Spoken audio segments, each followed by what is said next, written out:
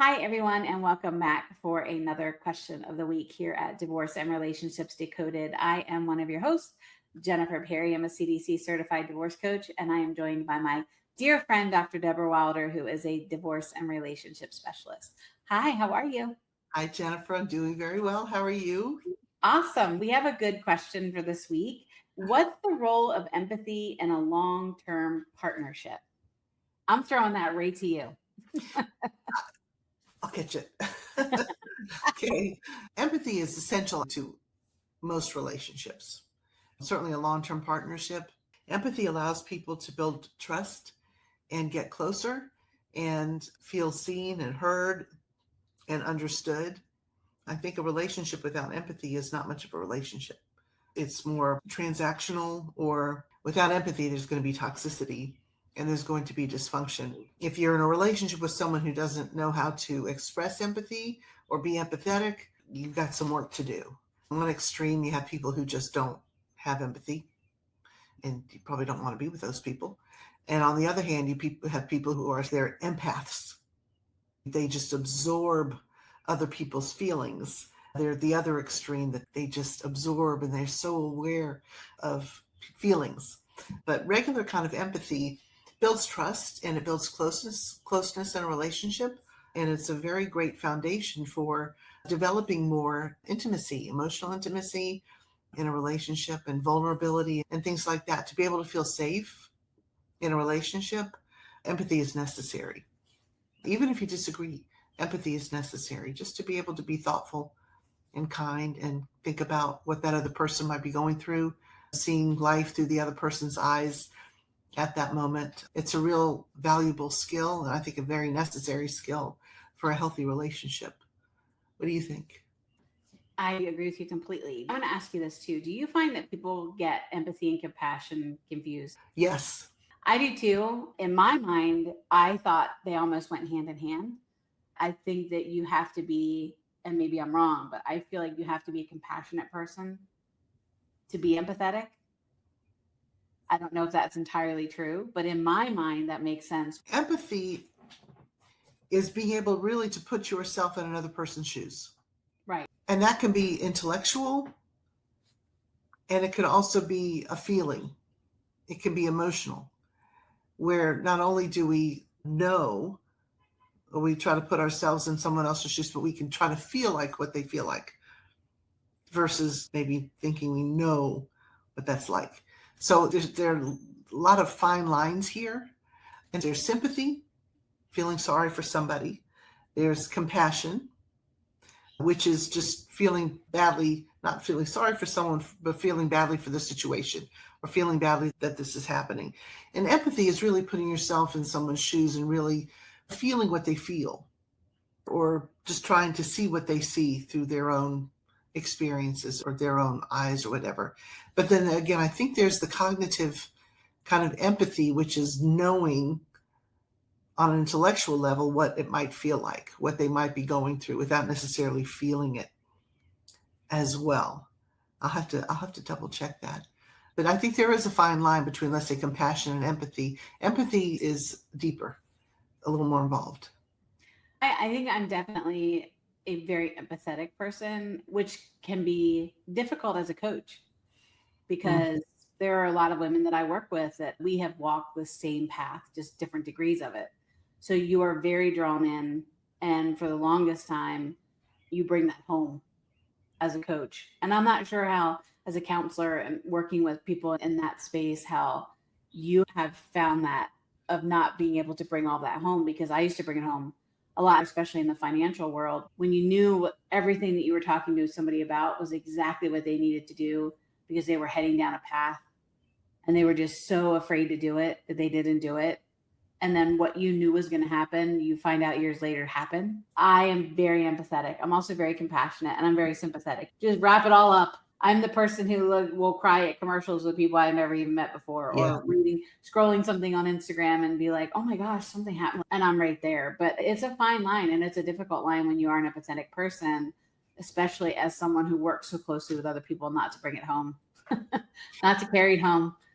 Yeah, no, I agree. And I'll tell you, I have been more energized. So I've been a therapist for over 35 years. As a psychologist, 30 years. And I've had people ask me that before. Don't you feel drained? And I have to say the vast majority of times, no, because even though I know people are in pain, I believe in what's possible. So because that's what we work toward, what's possible. If I didn't believe something was possible, but that's, in my opinion, that's what we do. And we work with what's possible. So even though someone's in pain, I don't bring it home with me because, again, every once in a while, yes, there are things that I can't leave at the office, of course, because feelings don't just stop. But because I believe in what's possible, I have hope. And the people I work with, we work toward, if they don't have hope already, we work toward building that as well. So to me, it lifts me up. To me, it doesn't drain me. And I've been extremely fortunate, as well as to be able to do something that you've always wanted to do. I've been very fortunate in that way. So I don't take it home with me in a negative way. Every once in a while, yeah, there's some big challenges and I've got to do some thinking and all sorts of things. But because I believe in what's possible, most of the time, I don't believe everything is possible. Most of the time, a lot of things are. Then it's uplifting more to me in that kind of way. I know I took us off down this empathy, sympathy, compassion role, but wanted to get back to what the question of the week was. Even when you talk about in professional relationships, we can talk about empathy in that way, because having gone through what we've gone through, our own experiences, I think for me, it's made me a much better therapist because there are things you don't have to explain.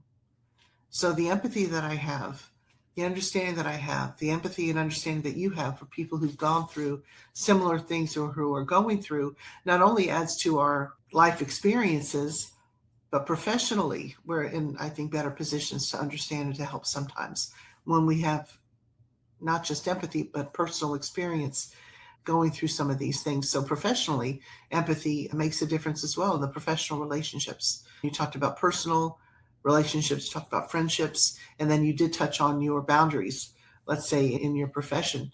But maybe we can talk just a moment about empathy and how each of us, because based on what our experiences have been, we can bring that into our professional relationships and be hopefully even more helpful because we have an empathy that comes from knowing, that comes from experiencing, not just thinking about, oh, I wonder what it would be like if, but no, we know what it's like if certain things happen. So there's value to that as well. So this has been a really great conversation. And I know it's just a question of the week and sidetracked us a little bit with the difference with empathy and compassion.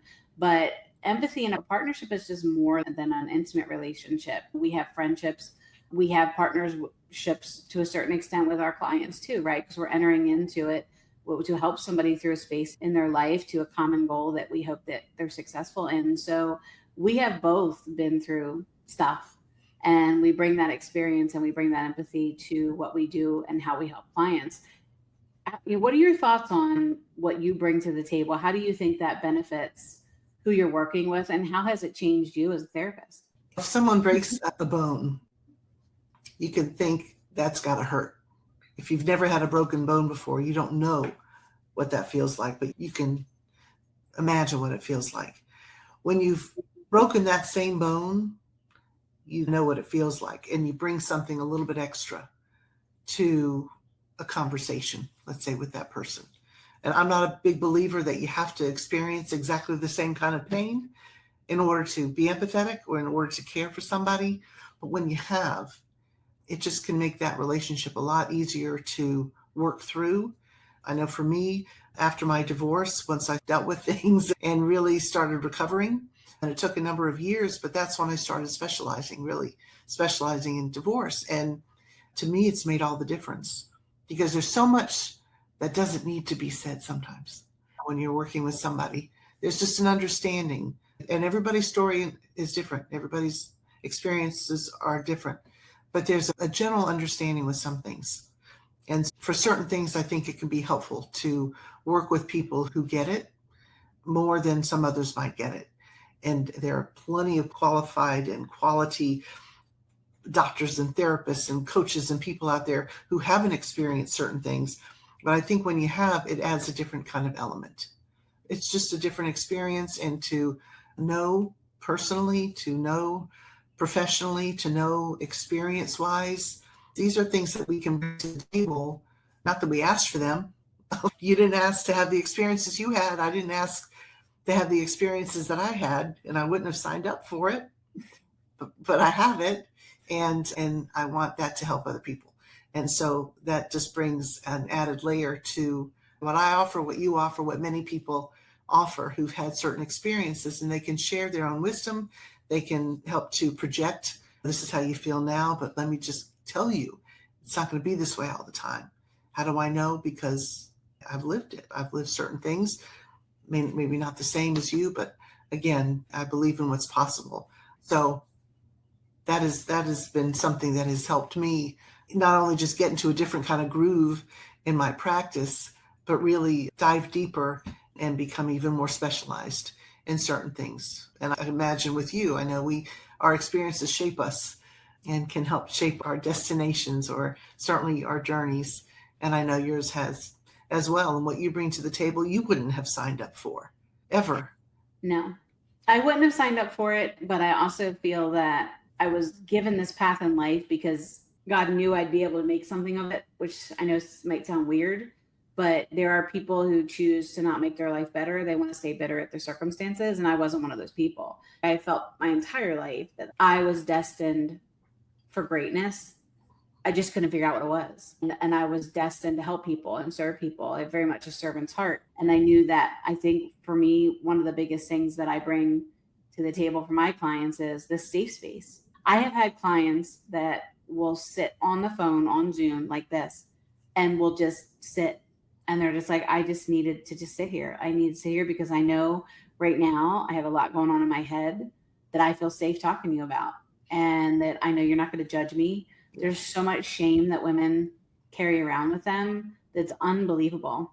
And I think when they can sit with somebody who, especially going through divorce or abuse, can sit with somebody who has been through it, who has pulled herself up and dusted herself off and moved forward and has made a life, an incredible life. I think when you can sit in that, you can sit in understanding that this person gets you and understands you. And I know for me personally, you were a huge part of my healing because you understood, because of your work and how you've worked with people with PTSD and other things, you understood where I was coming from. And it made me feel comfortable. I'm like, okay, this person really gets me and understands me.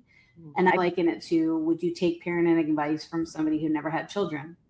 Or how seriously would you take parenting advice or divorce advice from somebody who had not experienced it?